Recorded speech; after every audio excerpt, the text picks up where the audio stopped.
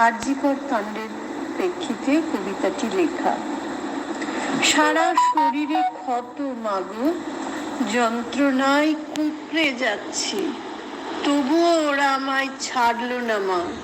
দুপায়ের ফাঁক দিয়ে গড়িয়ে পড়ছে রক্ত, তবুও দানবিক উল্লাসে শকুনের মতো ছিঁড়ে খেলো আমায়। কি কষ্ট, কি অসহনীয় যন্ত্রণা! রাতের গভীর অন্ধকার, চারদিকে নৈশব্দ বিরাজ করছে। জানতে পারলাম না আমার অপরাধ, কেন ওরা আমায় কষ্ট দিচ্ছে এত। একবার নয়, একাধিকবার। প্রাণটা বেরিয়ে আসছে কোটর থেকে। কোনোদিন তো মার খায়নি কারোর কাছে। মা, মাগো, আমি হেরে গেলাম মা জীবনের কাছে। মরণ জিতে গেল।